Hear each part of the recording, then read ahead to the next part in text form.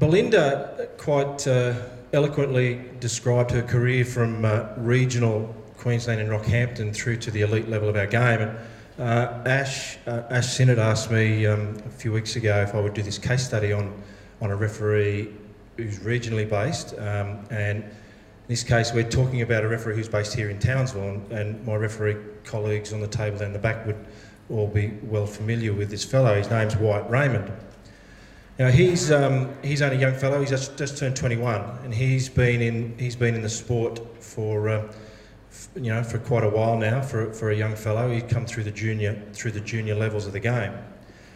He was when he finished school. I first got told about him by one of the talent ID fellows at the QRL in Brisbane, and when he left school, he started studying medicine. And he's obviously a very highly intelligent young man, and he's a very good referee.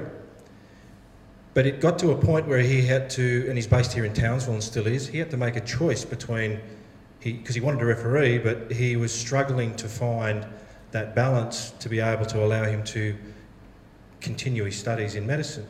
He took the path of refereeing, and I spoke to him in the lead up, in the preparation for this about, I knew a lot of the answers to the questions I asked him, but I said, what have the challenges been for you as a young fellow in Townsville, regionally based, has great desire and aspiration to get to the NRL in our game, and someone who's highly intelligent, was motivated enough to start his medicine degree.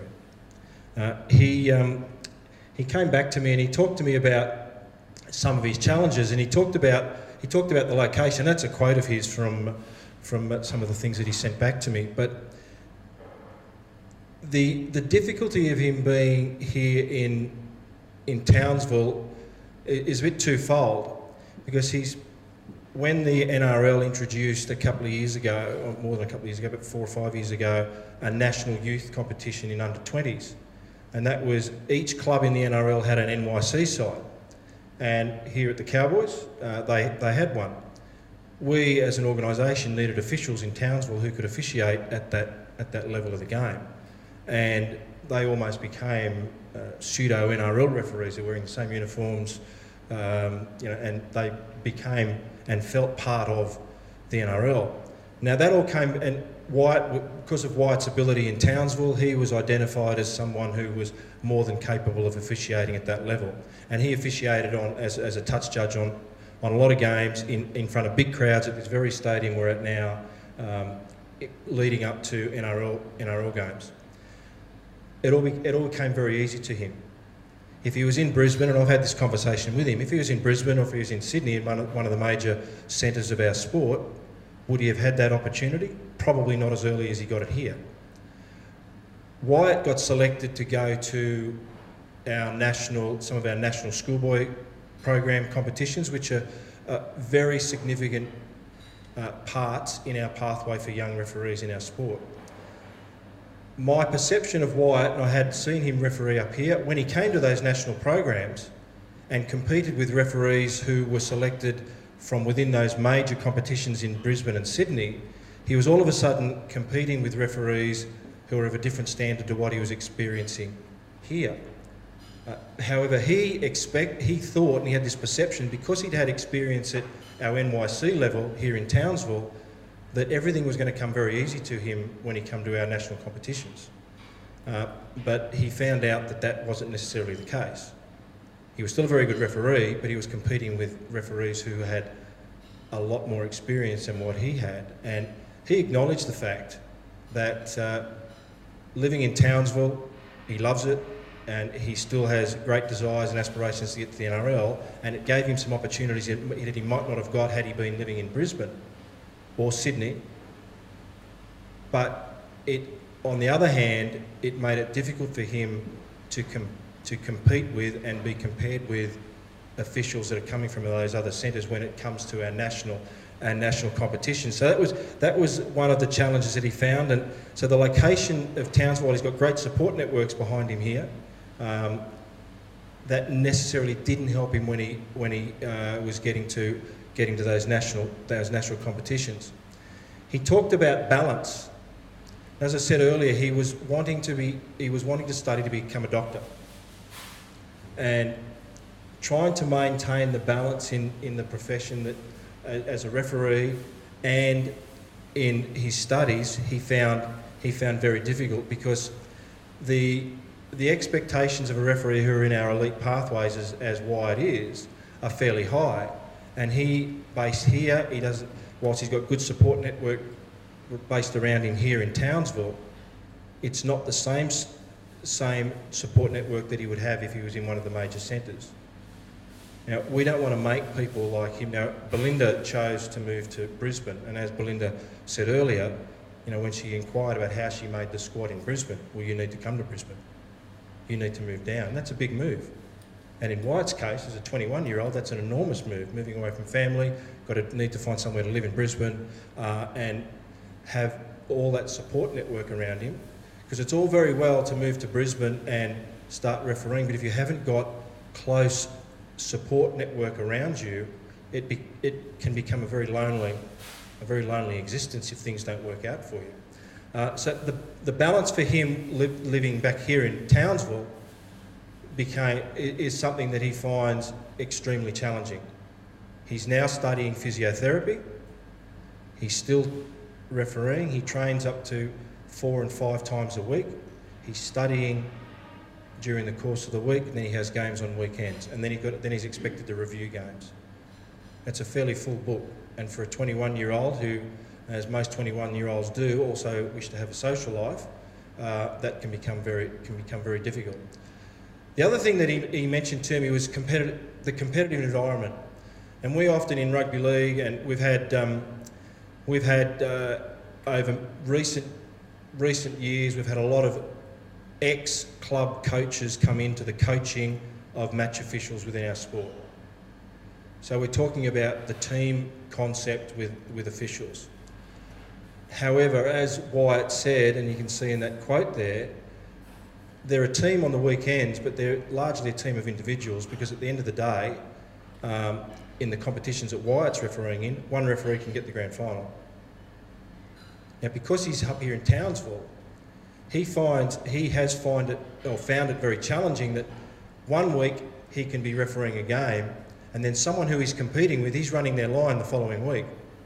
So someone who's competing with him to get that same prime game at the end of the year or the week after, he's out there supporting them in their game as they were most probably supporting him the week before. Now that all provides and creates very good teamwork amongst the boys and girls, but when it comes to that game at the end of the year, only one of them can get it. Now we try to tell all these kids that everyone owns the result. Whoever gets it has been driven hard by the others.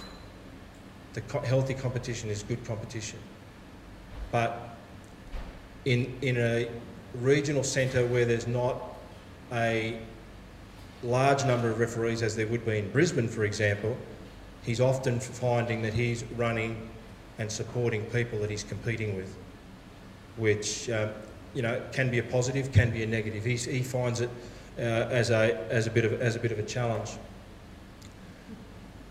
Who said that? Surprise, surprise, criticism and scrutiny of officials. It happens. It's a week in, week out experience. And as he says there, Wyatt, he says, in a team sport, you may be able to hide in the team and avoid individual scrutiny. I'm not sure that people in team sports would agree with that. It happens, particularly at elite level. There's nowhere to hide. Wyatt, as I said, is on our elite pathway, so his games are they're reviewed to the highest level. Nobody escapes criticism in officiating. In our sport, we want to make sure that everybody's accountable for what they do, and every experience is a learning experience. I think Claire said it earlier, we all make mistakes. Now, these referees in these games are making potentially thousands of decisions in a game. Thousands. Big ones and little ones. Are they going to get them all right? No. I've seen plenty of referees who thought they've got them all right, but I haven't met one yet that really has. I made thousands and thousands and thousands of errors in games, and I'm quite happy to admit it. The thing for the young guys and girls in our sport, particularly in regional areas, is the ability to be able to deal with that criticism and that scrutiny when it comes. When you're living in Townsville, you're refereeing in Townsville, and criticism comes, people talk, people hear, people know. These guys have got to learn to be resilient. And the criticism and scrutiny, as Wyatt has said there, whilst it's a high level, it's important for growth of the individual and of the group of referees. They all learn off one another. I said to Wyatt, so what's your hope for the future? And he said right from the start, when he first started, he always wanted to be in the NRL or at State of Origin. And to his credit, even though he's had to make some significant decisions about his study, his career, and where he is, he still has that, as you can see there, he still has that ultimate goal of being involved in State of Origin and grand finals. And it's still alive today. He's only 21, he's got a lot of time in front of him to be able to, in order to achieve that.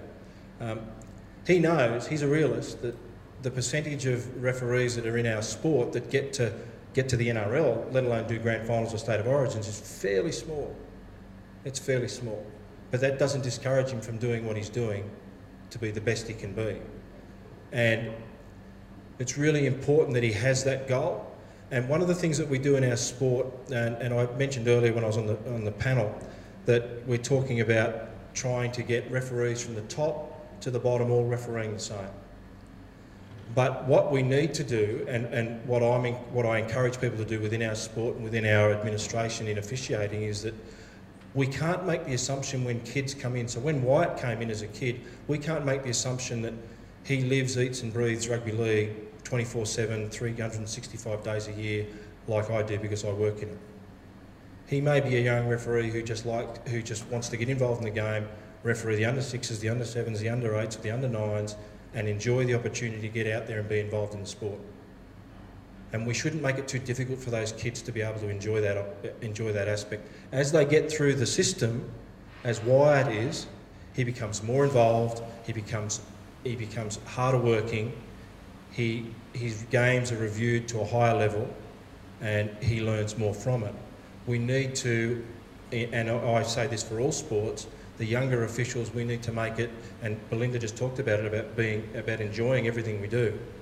We need to make training enjoyable. We need to make the experience of officiating the game enjoyable. It's okay to make mistakes. It's okay to make mistakes as long as you learn from it. Mistakes only become a problem, as we all know, if you make the same one twice. And Wyatt is a very highly intelligent young man, and he is well and truly on the pathway, and hopefully he will get there. So what are the game's responsibility in this area? What's the rugby league's responsibility? We need to continue for people in regional areas to provide opportunity. We have a large program of carnivals, championships and events that we can take referees to out of regional areas to go and officiate at and compete with and compare themselves against referees from other parts of the countryside. As an example, we've got what we call our affiliated states, which are all our minor states: Western Australia, South Australia, Victoria and the Northern Territory, who don't have rugby league as its main sport. They've got a open women's and under 16s girls competition starting on Friday this week and goes Friday, Saturday, Sunday. We've got referees coming from all over the country to referee in that. We need to provide opportunities for these referees to show them that you referee well in your region, you get selected, we will fly you, take you to these places, we will give you all the opportunities, give them gear with NRL logos on it, they love it. They feel embraced, they feel part of it, and they go back with great experiences and they want to continue to referee and do as well as they can. As a game, we need to make sure we do that.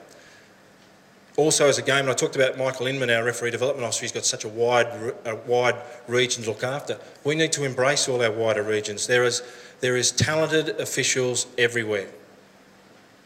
We can't, in our game, think for a minute that all of the talented officials are just based in Sydney and Brisbane, because we have evidence that they're everywhere and we need to continue to work to find them, and we need to embrace those wider regions.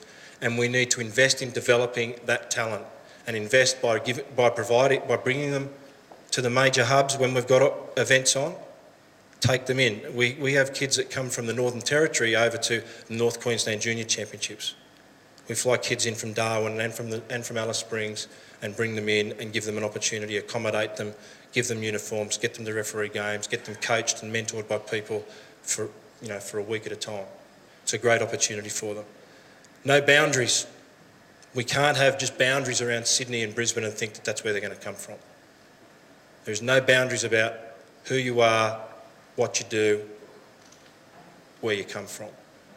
It all should be about how good you are and how much you enjoy what you're doing, and we want to encourage you to do that.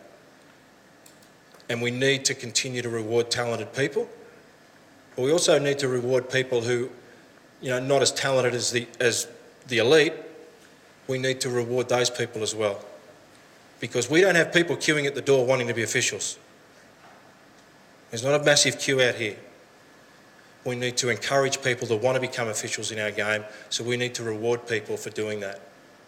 And that's by providing them with opportunities to do a whole range of things in our sport, and I would advocate in any sport. And the last thing is to create aspiration. And we create aspiration in our game by showing them what is available. The Belinda Sleemans of the world help create aspiration for a whole host of other people, and particularly regional people in Queensland. Anyone in Queensland that's heard Belinda's story tonight, I would be highly surprised if they weren't aspiring to do what Belinda's done. Move from Rockhampton to Brisbane, turn up unannounced. The coaches down there think, what the hell are we going to do with her now? And here she is 5 years later, approximately, or thereabouts. Nearly how many? Nearly 10, well, there you go. Nearly 10 years later, she's in the NRL. She officiated in a World Cup. So we need to continue, and as a game, and as sports generally, we need to continue to advertise those good news stories, because that creates aspiration for young officials, and we need to make sure we continue to do that. They're Wyatt Raymond's significant achievements in his career. For a 21-year-old, he's done a fair bit. And I don't propose to read all them out to you, but you can see them for yourself. But for a young official, 21 years of age, living in Townsville, he's done a lot. He's done a hell of a lot. He's achieved a lot. He's got a good head on his shoulders, and he will make it. And with that, that's the Wyatt Raymond case study.